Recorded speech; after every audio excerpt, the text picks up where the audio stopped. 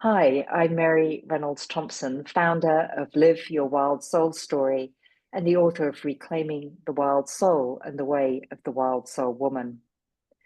Welcome to 25 Poems for the Soul of the Nation, a project born out of a desire to respond with heart, courage, and clarity to the times we are living in.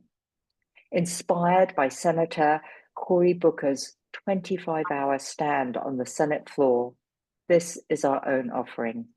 25 voices reading 25 poems that speak to the soul of our nation.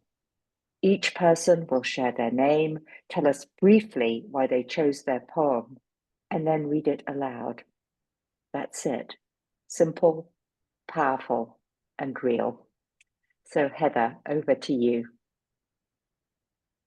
So I guess the reason that I chose this poem, it's called "The Wild Will Call You Back" by Gina. I think it's Gina Puorro.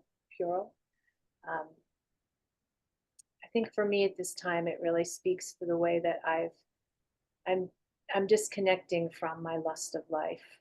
You know, that wild sort of lust for life that we have, and so it's taking more efforting for me to actually connect with that for myself. So when I read this poem, it also, I think it brings to mind some of the other things, this undercurrent of, grief and loss of not only our wild self, but the wild of the world, of our natural world, of course. And so uh, there's all of that that brings to mind for me, and it connects me also in a way that there's that, with the undercurrent of those feelings that I connect with, of the fact that I need to keep working on it. I need to keep that thread. I need to set the intention, like, for myself almost every day, to connect in some way, outside, inside, external, internal. Um, Softness, wildness, anger, all of the things that I'm feeling right now. And so that's, I guess, in a short way, that's I think the way I feel about this poem. And it connects me too on this. It's it stirs things in such a immediate way when I read it too. So I think that's what poetry can do and words can do for us, whenever that might be. So that's how I feel about this poem when I read it. Beautiful, Heather. So now to this poem. Okay. Let's see. Okay, put it up here.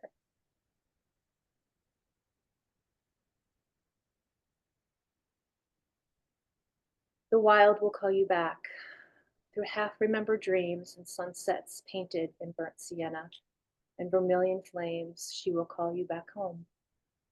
The coyotes will wake you from your sleep with their clarion call to keep your eyes wide open. How long have you been sleeping? How much have you forgotten? The wild will call you back. She will hang you upside down and shake the nonsense from the packets of your mind. She will strip your soul naked, leaving you raw and exposed under the searing glare of the gods. Offer up the holiness of your confusion and questions. Dress yourself in fireflies and attune your senses to awe while you learn the slow seduction of courting your muse. Brush the stardust from your eyes, flex your claws and dig your roots deep down into the fertile earth and show your fangs. Gather pollen on your legs and speak in venom and honey. Peel back your colonized tongue and let it hiss and purr and growl and scream. Do you remember how to stalk as predator and how to surrender as prey? The wild will call you back. The owls know your real name and will call you from the darkness of night to dance under the moon.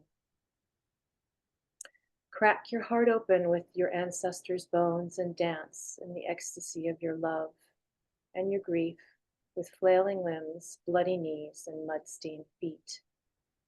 Braid mugwort into your hair and dream yourself awake. The wild will call you back.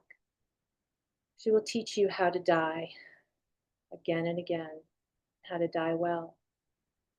There is no difference between your funeral pyre and your birth canal. Do not bother to try and stop the bleeding.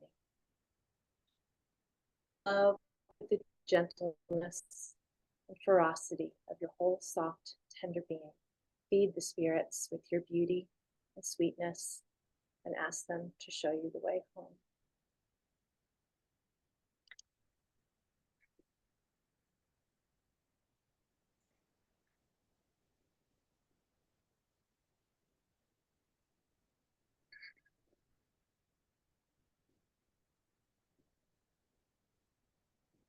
Thank you, Heather.